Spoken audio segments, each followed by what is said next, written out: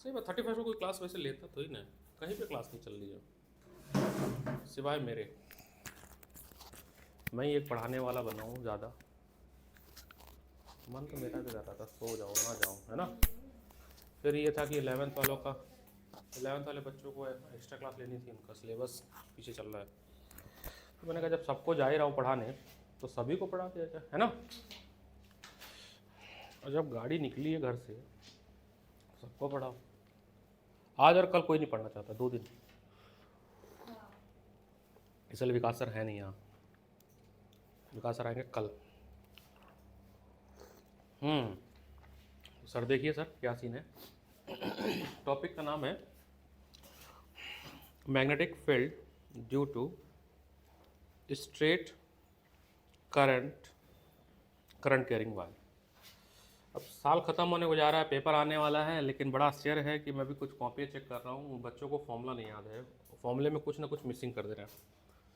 तो फॉर्मूला भैया याद कर लो, मैग्नेटिक फील्ड ड्यू टू, कोई तो लग रहा आया, लाइट वेट जल रही है, ड्यू टू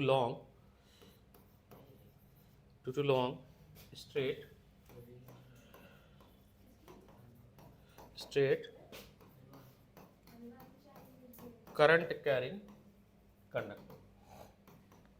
सबसे पहले आपके पास इसका डेरिवेशन अपनी जगह पर है।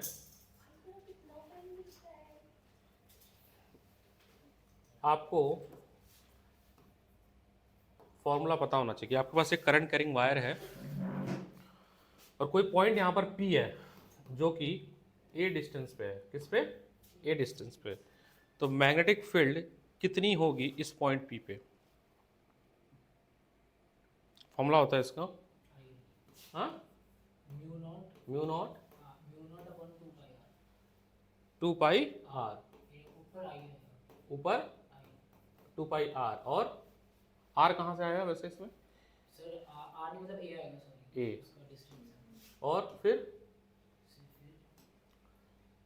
तो फोर्स आएगा ब्रैकेट में, यहाँ तक सही है तुम्हारा formula, sine phi 1 plus sine phi 2। ये कब होगा फॉर्मूला? जब आपके पास इनफाइनाइट लॉन्ग वायर होगा, उस केस में आपका दोनों थीटा 90 डिग्री हो जाए और एक 90 डिग्री हो जाए और एक 0 डिग्री हो जाए, तब तुम्हारे वाला फॉर्मूला वैलिड होगा। अभी फिलहाल क्या है, अभी पी पॉइंट जो है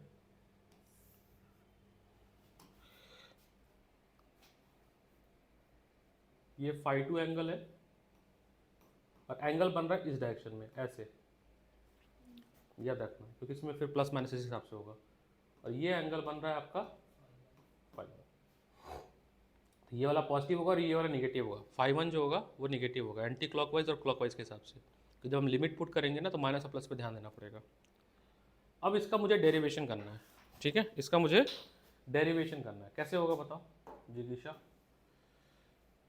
ये जो डेरिवेशन है इसका डेरिवेशन कैसे करेंगे? अच्छा, अभी जो प्री बोर्ड में नंबर आ रहा है, अगर मान लो मैं कल बोर्ड हो आपका, आपको क्या लगता है कल ले लो या 10 दिन ले लो, 10 दिन में कितना परफॉर्मेंस इंप्रूव होगा? बड़ी समस्या है, ये जानना चाहता हूँ मैं। अभी जो तैयारी है तुम लोगों की, और मान लो ऐसे निकल जाएगा पता नहीं चलेगा, और एक हफ्ते बाद मान लो तुम्हारा बोर्ड है 22 फरवरी या 26 फरवरी, क्या रहेगा उसका फीलिंग कैसी रहेगी? बेहोश होना होगा, हॉस्पिटल जाना होगा।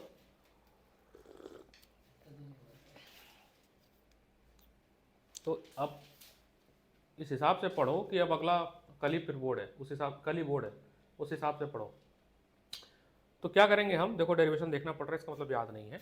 अब हम यहाँ पर एक करंट एलिमेंट कट करेंगे, है ना, DL एक करंट एलिमेंट कट करेंगे जो कि यहाँ पर एक एंगल बनाएगा थीटा। ये थीटा एंगल होता है, यहाँ पर एंगल होता है करंट एलिमेंट और पोजीशन वेक्टर के बीच में, है ना। और ये एंगल आपका होगा फाई, जो कि वैरी करेगा फाई 1 से लेके फाई 2 तक, ठीक है। इस जो DL एलिमेंट है जिसको हमने करंट एलिमेंट कट किया है, इससे आपका पोजीशन वेक्टर है R। देखो मैं तो डंकी चोट पे कह रहा हूँ, मुझे नहीं याद है भाई, मेरे को तो पेपर ही नहीं देना है, मेरे को नहीं भी याद रहेगा तो काम चल जाएगा, मैं तो देख के पढ़ा दूंगा, बट तुम्हें तो याद रखना पड़ेगा ना। ये आपका यहाँ पे नाम लेते थे, नॉमनक्लेचर लिख लेते हैं, ये P हो गया। तो अब इस DL एलिमेंट की वजह से P पॉइंट पे जो मैग्नेटिक फील्ड होगा उसका डायरेक्शन इनसाइड होगा या आउटसाइड होगा? क्या sir? Magnetic field due to magnetic field due to current element है आपका DL। इस वेक्टर के वजह से आपका जो मैग्नेटिक फील्ड होगा एट पॉइंट P उसका डायरेक्शन किस तरफ होगा? डायरेक्शन में को जाना जरूरी है, इनवर्ड या आउटवर्ड? आउटवर्ड भी कैसे? मतलब अगर आउटवर्ड है, मान लो आंसर सही मान रहे हैं हम, तो आउटवर्ड कैसे आउटवर्ड मान लिया जाए?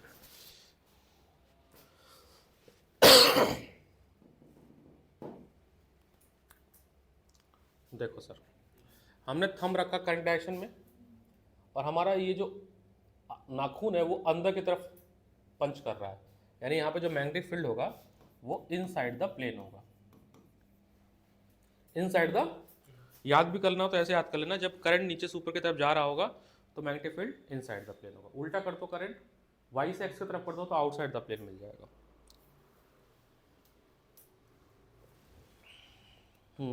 जय बात। तो मैग्नेटिक फील्ड की जो वैल्यू होगी due to this current element वो होगी dB म्यू नॉट अपॉन 4 पाई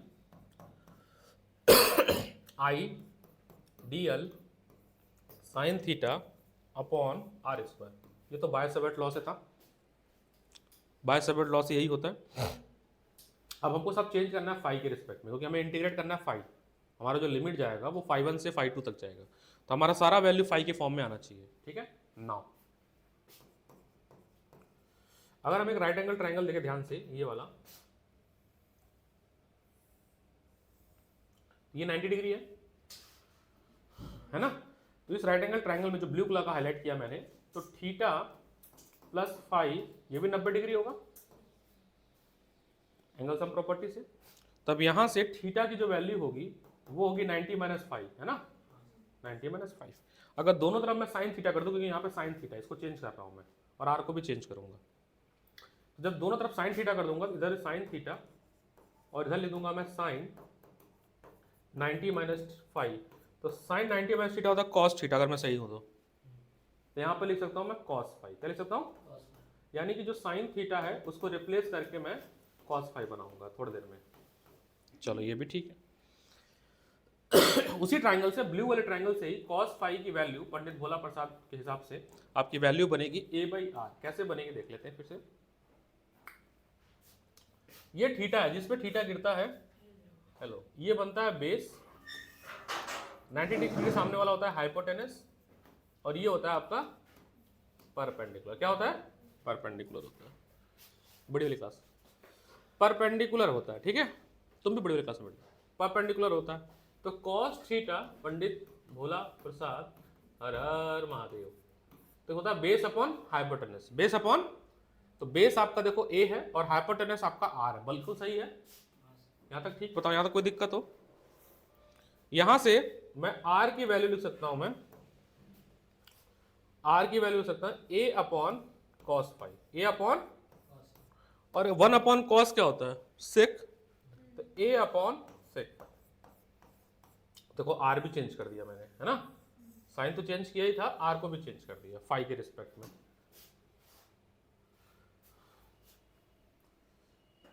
ऐसे डेरिवेशन पढ़ो कि एकदम तुम्हारे दिमाग में छप जाए फाइनल रिवीजन के फॉर्म में, अब याद रह जाए। यहां तक बताओ कोई दिक्कत है? नहीं दिक्कत। उसी ट्राइंगल की हेल्प से हम tan फाई निकालते हैं, यानी एल को भी चेंज करने जा रहा हूं मैं। तो tan phi is equal to L upon A, तो L is equal to A tan phi. कितनी चीज चेंज कर दी मैंने? साइन को चेंज कर दिया, आर को चेंज कर दिया, एल को चेंज कर दिया। अब सब ले जाकर वहां रखूंगा डीबी पे, सब कुछ। अब अच्छा, उसके पहले हमें डेरिवेटिव बना लेते हैं। तो यहां पर अगर डी एल दोनों तरफ को डेरिवेटिव करूंगा तो ये आ जाएगा a sec square phi D phi, यानी डी एल भी चेंज हो गया। बोलो हाँ या ना? अब आ गया बारी सब्स्टिट्यूट करने का। Now dB is equal to mu naught upon 4 pi, के साथ तो कोई छेड़खानी नहीं होगा, करंट के साथ भी कोई छेड़खानी नहीं होगा, करंट तो आ ही रहेगा। dl के जगह पर ये पूरी वैल्यू आ जाएगी a sec square phi D phi. बोलो हाँ या ना? थोड़ा सा इसको इधर कर लेते, काम हमारा हो जाएगा। बोलो यहाँ तक बताना ना समझ आया तो। ये डीएल की जगह रखा, और साइन थीटा की जगह पर मैं कॉस फाई रख सकता हूँ, कॉस फाई साइन थीटा की जगह रखा, और आर स्क्वायर की जगह पर, आर स्क्वायर की जगह पर ए सेक फाई का होल स्क्वायर, यानी ए स्क्वायर सेक स्क्वायर फाई। बोलो हाँ है ना। सेक से ये कट गया, एक कटेगा इससे, तो हमें जो मिलने वाला है फॉर्मूला अब D B is equal to mu naught I upon 4 pi A, और यहां पर मिल गया कॉस फाई डी फाई। सारा दिमाग इसलिए लगा रहे थे कि हमें इंटीग्रेबल फंक्शन बनाना है। अब हमें इंटीग्रेबल फंक्शन दिख रहा है, कौन दिख रहा है, ये। इसको हम इंटीग्रेट करेंगे फाई 1 से लेके फाई 2 तक। लेकिन पॉजिटिव कौन होगा, निगेटिव कौन होगा, ये मेरे को थोड़ा जानना है। फाई 1 निगेटिव होगा या फाई 2? तो फाई 1 निगेटिव होगा। क्यों निगेटिव होगा, देखो ध्यान से, अगर डायग्राम अगर हम फिर से इसको मिनिमाइज करें, एक क्लॉकवाइज और एक एंटी क्लॉकवाइज है। तो जो आप फाई 2 को मेजर किए हो, अरे राजा भाई क्या कर रहे हो, वो ऐसे क्लॉकवाइज है फाई 2, ये तो पॉजिटिव हो गया। और फाई 1 को मेजर किए हो निगेटिव वाइज, इसलिए निगेटिव लिया हमने। ये भी इंटीग्रेट हो जाएगा और ये इंटीग्रेट होकर क्या बन जाएगा, बी, है ना। तो mu naught upon I 4 pi A, और कॉस का क्या होता है, माइनस साइन होता है कि केवल साइन होता है, इंटीग्रेशन, इंटीग्रेशन बताओ भाई, बड़ी क्लास। कॉस का माइनस साइन होता है कि केवल साइन होता है, केवल साइन होता है, साइन फाई। तो फाई 2 फाई 1 माइनस में, थोड़ा सा और simplify, upper limit lower limit put करते हैं हम लोग। तो b is equal to mu naught I 4 pi A, upper limit put करेंगे sine phi 2 minus minus plus plus sine phi 1। थोड़ा सा एक स्टेप और थोड़ा मेहनत कर लेते हैं, तो रिजल्टेंट आपको जो चाहिए था वो आपको मिल चुका है। उधर बड़ी क्लास, ये आपका डेरिवेशन आया डिटेल। तो अगर आप इस समय डेरिवेशन को पढ़ रहे हो तो कुछ इस तरह से पढ़ो कि ये छप जाए दिमाग में, क्योंकि समय अब नहीं है, जो भी पढ़ोगे आखिरी होगा। लिख लो, सारे केस बनाओ। आप थीटा 1 थीटा 2 को 0 रखो, एक को 90 रखो, एक को 0 रखो, फिर दोनों को बराबर रखो। 3 केस बनाओ इसके एसएलओरा से। कौन है, एक बच्चा चेप हो रहा है। ठीक हो।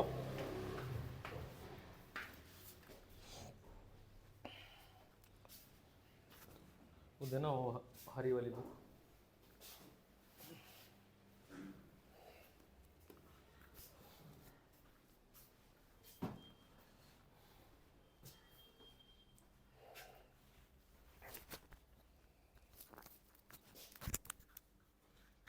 पहले क्या होता था,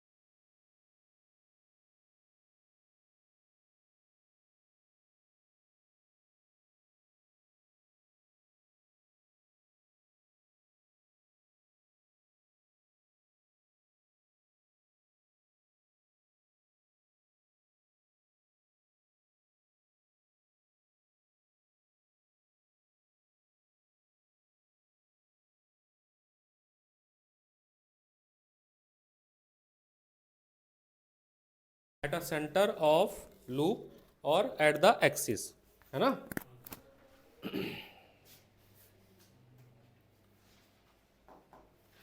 तो सर्कुलर लूप है, ये पूरा कनेक्टेड नहीं है, बस इसमें डायग्राम में ये बना हुआ है, यहाँ से ओपन है, यहाँ से करंट जाएगा इसमें ऊपर की तरफ।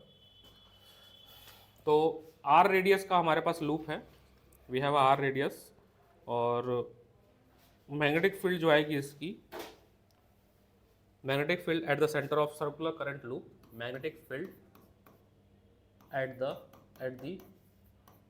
सेंटर ऑफ सर्कुलर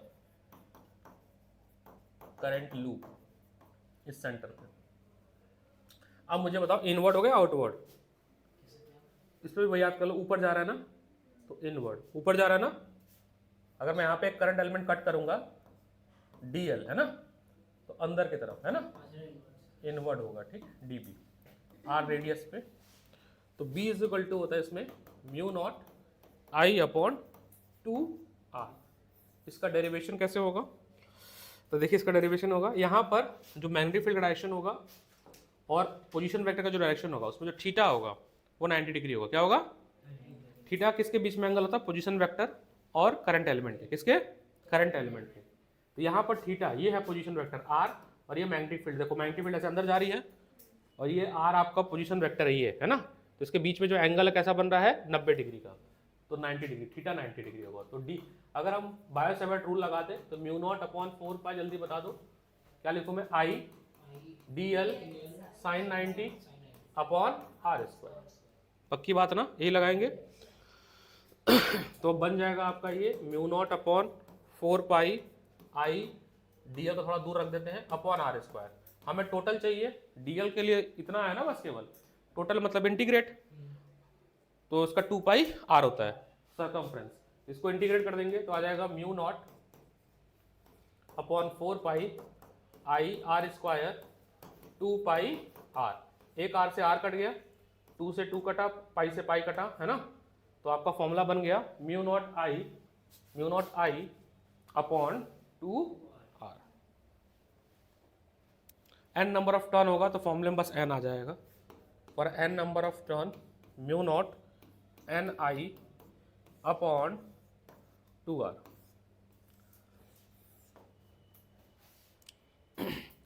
जो थर्ड डेरिवेशन है वो बहुत इंपॉर्टेंट है, एक्सियल, बहुत ज़्यादा इंपॉर्टेंट, हद से ज़्यादा इंपॉर्टेंट है।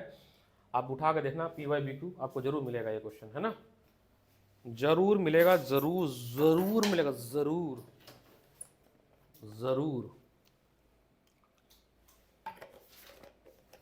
चलिए इसको भी कर लेते हैं। कौन सी क्लास है 4 बजे तुम्हारी, 4 बजे कैसे हो गई, दिखाओ, 6 बजे से 4 बजे हो गई, कैसे ही वो कर दिया तुमने, क्यों कर दिया, तुम्हारा 4 बजे, तुम्हारा तो यहाँ पे क्लास होता है 4 बजे। उनकी क्लास कितने बजे होती है वैसे शिल्पा मैम की रेगुलर, हाँ, और मैं 6 बजे फिजिक्स रखूँगा, TTS में होती है ना, TTS में होती है ना, तो आज से TTS में 6 बजे फिजिक्स है, पढ़ो तुम लोग, लड़ाओ क्लास।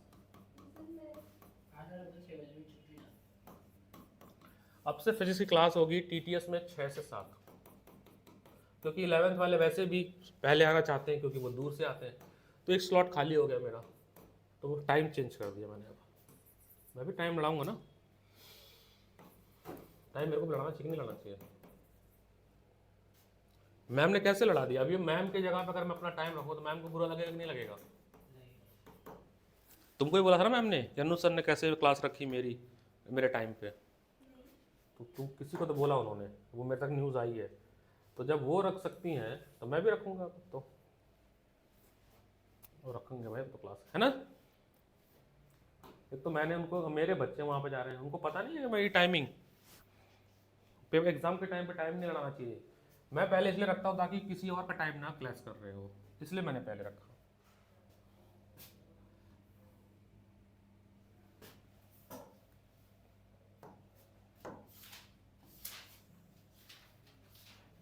तो मान लेते हैं हमने यहाँ पर एक करंट एलिमेंट कट किया DL, क्या करंट कर गया डीएल करंट एलिमेंट, मैं छोड़ दूंगा 4 बजे, टेंशन ना लो, 4:30 बजे छोड़ूंगा जल्दी, ताकि ना पहुंच पाओ तुम।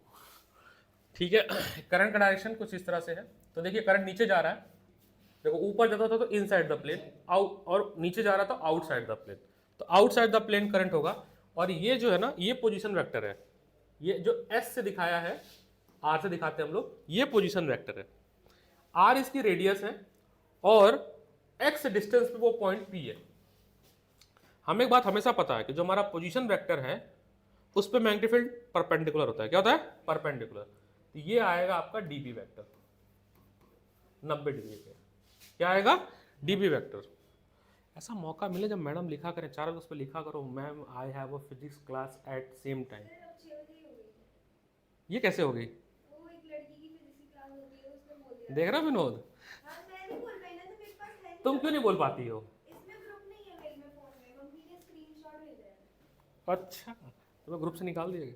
नहीं, मम्मी के फोन में है। अब ये जितने भी आप करंट एलिमेंट कट करोगे ना, सबके डीबी वेक्टर ऐसे ही आते जाएंगे। इधर से बनाओगे तो इस तरफ आएगा। तो एनसीईआरटी इसने क्या किया, एक ही बनाकर इंटीग्रेट कर दिया है पूरे लेंथ 2πr के लिए। हम वो भी सेम पैटर्न फॉलो करेंगे। तो इसको अगर हम ध्यान से देखें, सर हो गया। हाँ हो गया। तो जाने तो नहीं दूंगा, आराम करो। मैंने कहा हो गया। हाँ तो आराम करो, जा फिर हो गया। हाँ आराम करो, रिलैक्स करो। अब इसके दो कंपोनेंट होंगे, एक इस तरफ आएगा परपेंडिकुलर कंपोनेंट और एक इस तरफ आएगा। अब देखिए एंगल का थोड़ा सा देखिए कैसे भेदभाव किया जाएगा। ये फाई एंगल है, मैं पूछूंगा, ठीक है। मान लो फाई को रख दिया मैंने 30 डिग्री, क्या कर रहा है, 30 डिग्री रख दिया समझने के लिए। तो मुझे जिज्ञासा बताओ, ये वाला एंगल जैसे उसमें बुक में बनाया हुआ कि ये भी फाई है, मतलब ये भी 30 डिग्री है, कैसे, क्यों, काई को पता भाई, ये भी फाई क्यों है?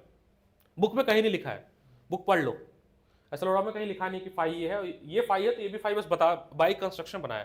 बट कैसे, वो बताओ मेरे को, वो जानना जरूरी है कि कैसे हम मान लें इस बात को, क्योंकि इसको तो डेरिवेशन कर दूंगा मैं, है ना, इंटीग्रेट कर देना है और क्या। ये जो परपेंडिकुलर कंपोनेंट है ये वाला, ये क्या होता है आपका डी बी कॉस फाई, है ना, और ये हो जाएगा आपका डी बी साइन फाई।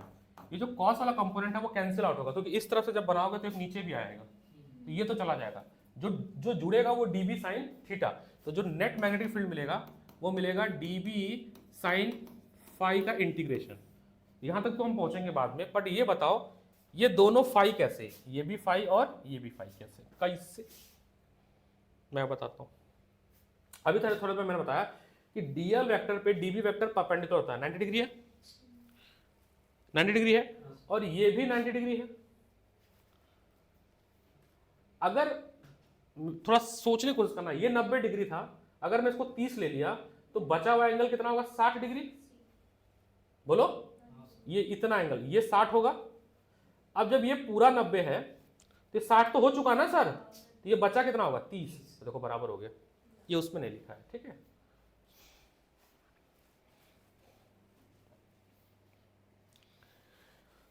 तो टोटल होगा आपका, जितने भी साइन कंपोनेंट होंगे सब आपस में जुड़ते जाएंगे, जितने भी कट करोगे, इधर से भी कट करोगे, सब जुड़ते जाएंगे, साइन वाले कंपोनेंट जुड़ जाएंगे। तो लेकिन अभी हमें इसको इंटीग्रेबल फंक्शन बनाना है, तो कैसे बनेगा देखिए। Sine phi is equal to होगा a by s, Pandit Bhola Prasad लगा लेना आपका, है ना। तो यहां से आपका हो जाएगा dB इज इक्वल टू, अच्छा dB तो मैंने लिख दिया, अच्छा dB होगा आपका mu naught upon 4 pi I D l upon s square. Equation 1 equation 2 दो बातें, ठीक है। इन दोनों को ले जाके वहां पे पुट कर देते हैं, तो b इज इक्वल टू हो जाएगा integration of mu naught upon 4 pi I D l upon s square into sine phi a upon s, a upon s. बोलो यहां तक कोई दिक्कत है? अब थोड़ा और सिंप्लीफाई कर देते हैं, ये हो जाएगा एस क्यूब, ये हो जाएगा आपका mu naught upon 4 pi I D L A, और यहां पर एस क्यूब, है ना। अब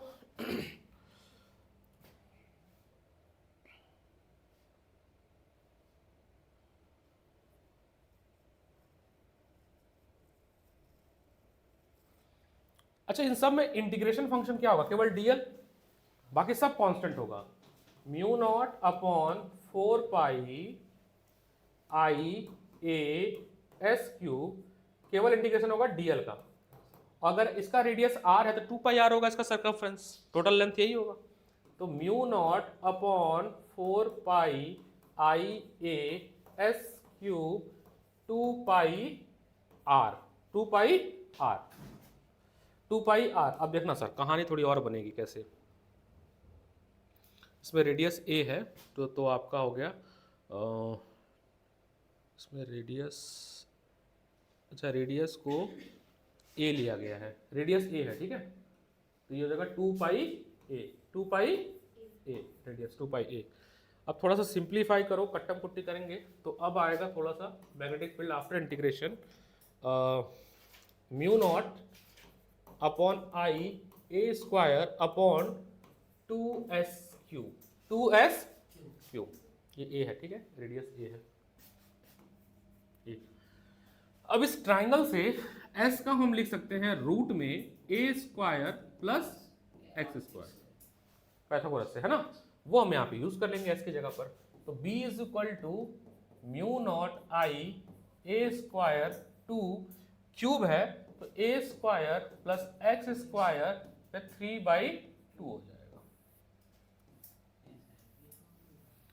ये हमारा डिजायर्ड डेरिवेशन। अब हम इसमें बोलेंगे कि अगर x बहुत बड़ी वैल्यू है, x is very greater than a, x is very very greater than a, तो a को गायब कर देंगे हम, तो फॉर्मूला केवल x के फॉर्म में रह जाएगा। हाँ,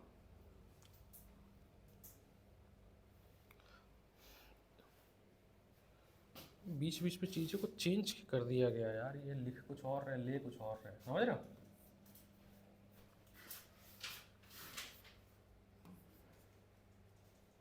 डायग्राम में x लिया गया, फॉर्मूले में a r ले रहे हैं, r डिस्टेंस, ठीक है, और डायग्राम गलत है, हाँ वो गलत ले रहे हैं, कोई इशू नहीं, इसको हटा दो ना, इसको हटा दो। तो आपका फॉर्मूला आपका बनेगा अब एट द, अगर आप इसको मैं और मिनिमाइज कर दूँ अगर, तो फाइनल फॉर्मूला जो आता है वो लिखते हैं हम लोग। देखो मैंने 3 डेरिवेशन कराया है, तो तीनों डेरिवेशन आपको फिंगर टिप पे होना चाहिए। तो जो फाइनल फॉर्मूला आएगा after derivation, b is equal to mu naught I a square 2r square a square 3/2।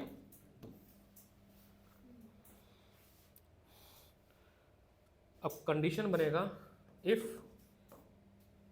r is very greater than a, greater than a, तो a बहुत छोटी वैल्यू है, तो उसको नेग्लेक्ट कर देंगे हम, तो हमारे पास आएगा b is equal to mu naught I a square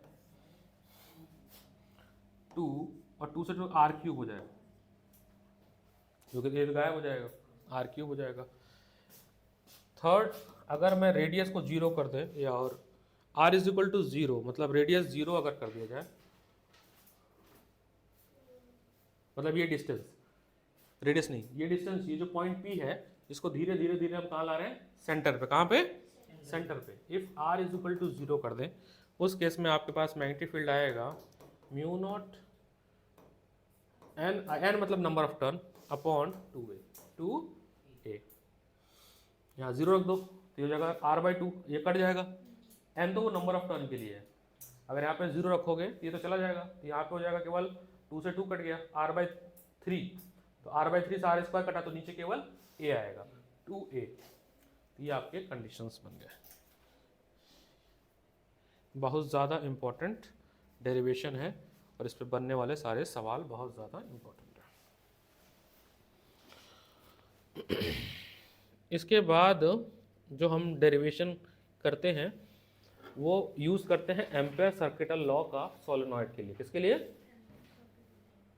solenoid के लिए। तो एम्पेयर सर्किटल लॉ क्या कहता है? एम्पेयर सर्किटल लॉ, ये गॉस लॉ के जैसा ही है। एम्पेयर सर्किटल लॉ कहता है कि किसी क्लोज सरफेस में, एम्पेयर लूप कहते हैं उसको, किसी क्लोज लूप में बी डॉट डी एल का लाइन इंटीग्रेशन बराबर होता है आपका म्यू नॉट आई। एम्पेयर लूप क्या है? एक काल्पनिक लूप है जो कि किसी भी करंट कैरिंग एलिमेंट को छुपाने का काम करता है, हाइड करने का काम करता है, चारों तरफ से घेर लेता है उसको। तो Bl is equal to mu naught I. अब एम्पेयर सर्किटल लॉ से हम लोग प्रूफ करते हैं current carrying element straight wire, जो कि फॉर्मूला आपका होता है mu naught I upon 2 pi r. वो ज़्यादा इंपॉर्टेंट नहीं है, ज़्यादा इंपॉर्टेंट है आपका मैग्नेटिक फील्ड। ये एम्पेयर सर्किटल लॉ है, ठीक है, ampere circuital law, ampere circuital law. इसका एप्लीकेशन एक है magnetic field, magnetic field inside a solenoid. Straight इसलिए क्योंकि सोलनॉइड को जब हम रोटेट कर देते हैं या फोल्ड कर देते हैं तो टोरॉइड बन जाता है। क्या बनता है? तो टोरॉइड तो पढ़ना नहीं है। तो जनरली क्या होता है सोलनॉइड में, अगर ध्यान से देखोगे तो कुछ इस तरह से मैग्नेटिक फील्ड ऐसे निकलती है ना, एक तरफ से निकल के ऐसे अंदर जा रही होती है।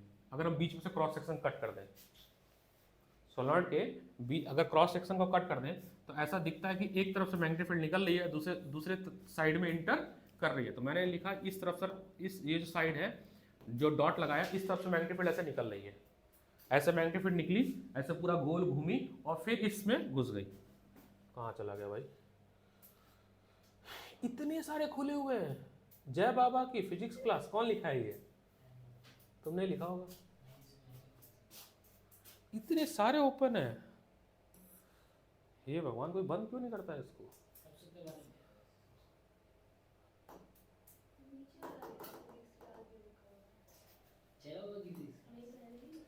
तो ये क्रॉस है, क्रॉस बताता है कि मैग्नेटिक फील्ड जो है वो इसमें इंटर कर रही है ना।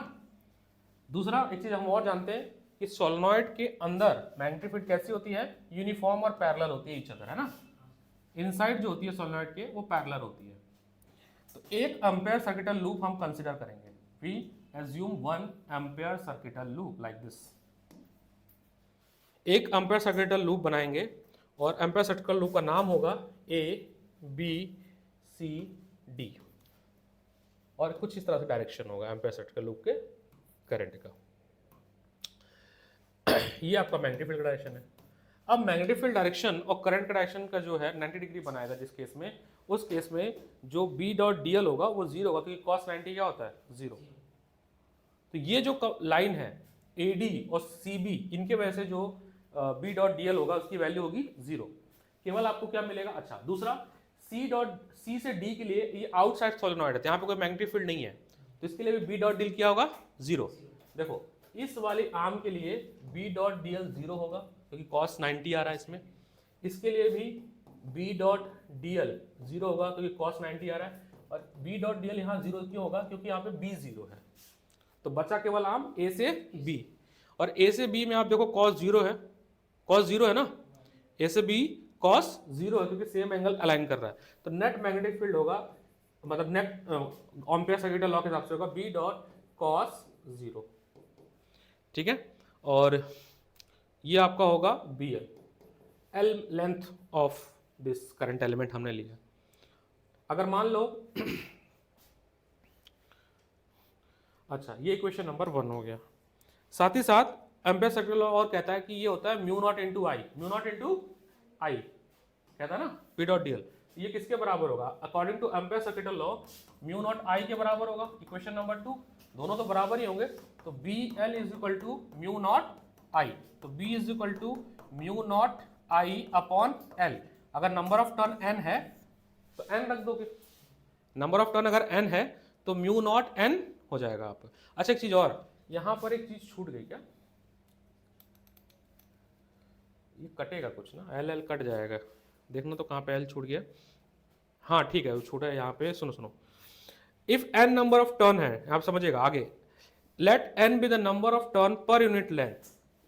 तो total number of turn in solenoid L length का क्या होगा? N L. तो यहाँ पर ना एन एल आएगा, एन एल।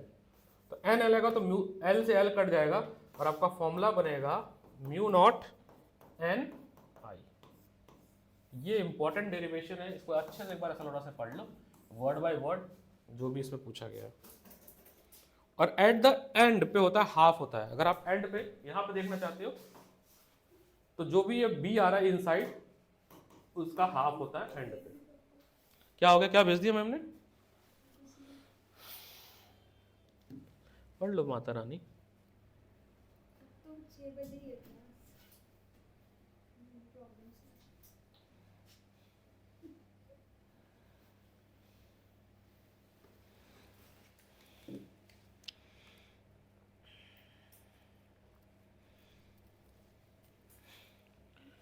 बेटा फ्रीक्वेंसी पॉलीगॉन टेस्ट के बाद बता जाएगा। लास्ट में आपका एक टॉपिक है, अगर आप स्टैटिक्स जब बार ग्राफ बनाते हो तो मिड पॉइंट लेके जब ड्रॉ करते हो वो फ्रीक्वेंसी पॉलीगॉन होता है। क्या कह रही हो? चैतन्य ने बोला है कि वो नहीं आ रहा क्योंकि वो बाहर है। गया होगा क्या? 31 है ना आज।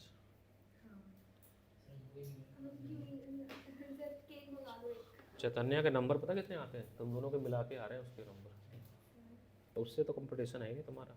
मैं तो कुछ बोला ही नहीं। उसको घूमने दो। मैंने तो कुछ बोला ही नहीं। अगला क्या है कि अगर हमने किसी मूविंग चार्ज को मैग्नेटिक फील्ड में रख दिया तो उसमें फोर्स फील होगा। हाँ, ये पढ़ लो पहले, ये वाला डेरिवेशन से पूरा पढ़ लो और एक बार करो इसको पूरा एज अ क्वेश्चन फॉर्म में करो, इसको पूरा लिख के करो, करो करो, से देख के करो, सोनॉइड वाला।